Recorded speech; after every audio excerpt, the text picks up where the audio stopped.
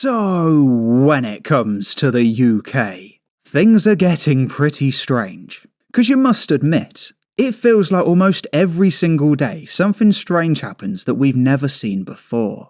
I'm sure you feel it. Every single day it just gets worse. But what I'm going to show you today is the worst articles in the last month. Because we started with a pretty bad one. As it says, ambulance workers have been attacked over 17,000 times. And that's just in 1 year as well. If you want it broken down daily, it works out to almost 47 a day. And what gets me about this story, right, is that ambulance drivers and paramedics, they don't carry weapons or anything like that. They are quite literally just there to help. Not to mention to help people in their real time of need. So the fact that 17,000 of them, the fact that that many got attacked last year, like I said, we started this month off pretty strong. But I can assure you, it's only going to get weirder. For example, you got this article here. It says that the London ULEZ expansion has made £226 million.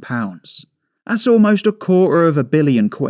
And for what? Just driving in our own capital city? It's got to be one of the worst taxes in the UK right now.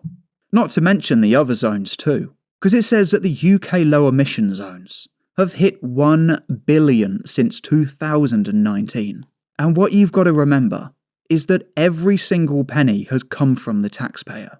I mean, they say it's not a cash grab, but they're definitely grabbing quite a lot of cash. And to be fair, I think we know where this money's going, because it says that Britons have paid £8 billion just to cover unemployed migrants. But what gets me about this one, right, is that we quite literally get zero value for money. Like with this deal here, paying £8 billion just so random people from random countries can be unemployed. And all they've got to do to get their hands on that £8 billion is to just travel over this very short 20-mile stretch. But when they do eventually make the journey, these migrants, they're going to be in for a bit of a shock. Because it says that UK electric car drivers should be charged per mile. Essentially, they're looking to replace road tax by just making people pay tax for every single mile that they drive. As if they weren't already trying to get our taxes enough. Now they want to charge you based on distance. And it's not like we get good value for money either. Because the very next day, we had a look at the most dangerous cities on Earth. And cutting straight to the chase, you can see number 30, right in between Santo Domingo and San Juan, Puerto Rico. You've got Bradford. Like, I can't stress to you enough. It's number 30th on the most dangerous cities on Earth list. And number 26 is Syria. That really does sound absolutely awful. Especially when you check that number 41 is actually Coventry. And those two cities themselves, Coventry and Bradford.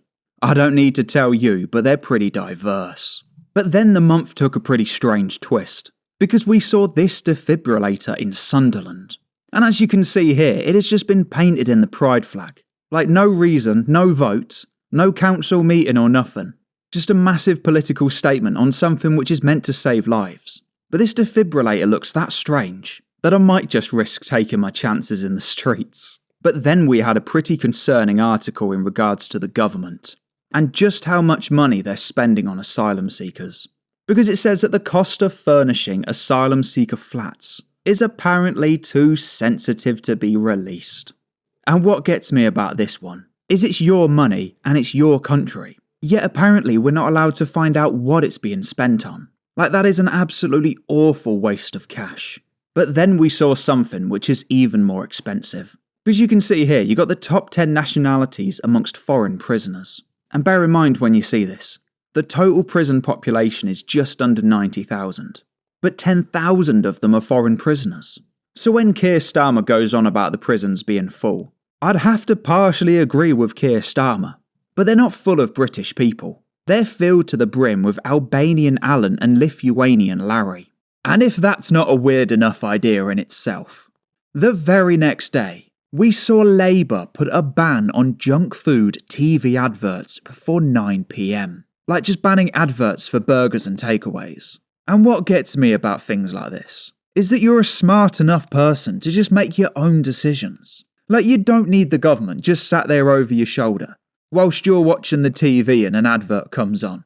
You really, like, Keir Starmer, I don't think he's in any position to be giving you advice. But the very next day, we saw something that we have never seen before. Because right now on this image, which you will not find anywhere else on YouTube, right now we're at a set of traffic lights. And it says pedestrians cross when the green man is displayed. Now, obviously that's the instructions when it comes to a set of traffic lights. Like when the green man comes up on the screen, that's when you're meant to cross the road. But what it says there is the Tower Hamlets Road Safety Unit, which, as you'll probably be aware, Tower Hamlets is a very diverse area in London. So, long story short, this quite literally means that there's places in London where they speak that little English, and our way of life is that foreign to them, that they don't even know how to cross the street. Like, I can't put it any clearer than that. They just don't even know how to cross the road.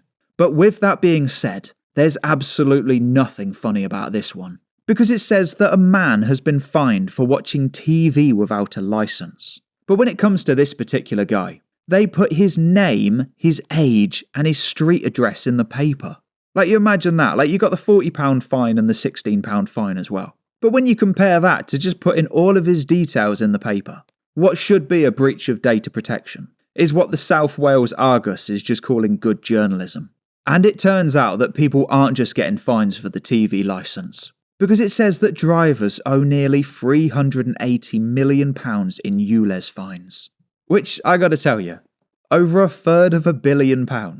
People really are holding the line on this one. Like, obviously not all of it is just going to be people standing up for themselves, but that really is a ton of money, and it is absolutely going to ruin Sadiq Khan's sleep. But very similar to the ULEZ situation, it looks like the council's got problems of their own, because you can see that they're giving away exit packages for council employees that are worth over £250,000.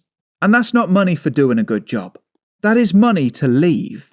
They're essentially just paying these people to go. Well, to be fair, I say they're paying. It's not really the case when it comes out of our wallet.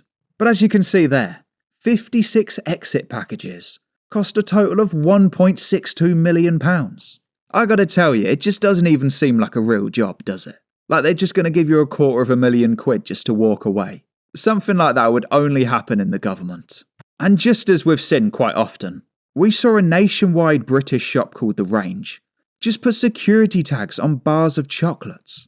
And these bars, as well as others on the shelves, were £1.35. Like, you imagine that. Just a £1.35 chocolate bar that we're talking about here.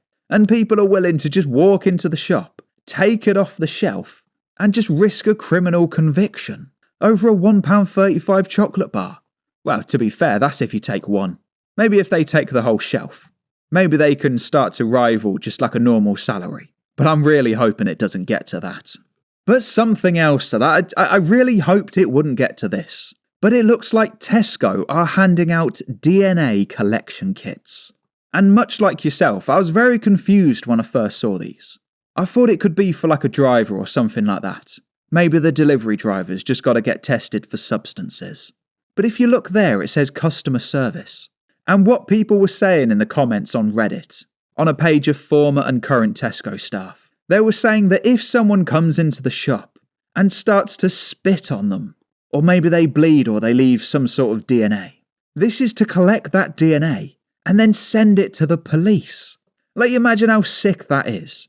You've just gone for your shift in Tesco's, and now someone's just spitting on your uniform. And chances are that the ones kicking off in Tesco, the chances are that they're not going to be British. Which is why it was kind of interesting to see this next headline, where it says that the UK is studying Italian plans to process asylum claims in Albania. So you remember that Rwanda plan? The one that we spent hundreds of millions of pounds on? The plan that Starmer pretty much cancelled on day one? Well, now he's looking to trade Rwanda for Albania. It's just one of those things when it comes to politicians. They'll sit there for years and say, I don't like a plan. Then as soon as they get into power, they just come out with basically the exact same thing. It's a bit like this next one, because it says that HMRC have made an extra £300 million. And that right there just comes from inheritance tax. Like as if we didn't have enough tax to deal with. It really is mad, because you've paid tax your entire life. You've paid tax on your purchases as well as tax on your income. but when anything happens to the people that we care about.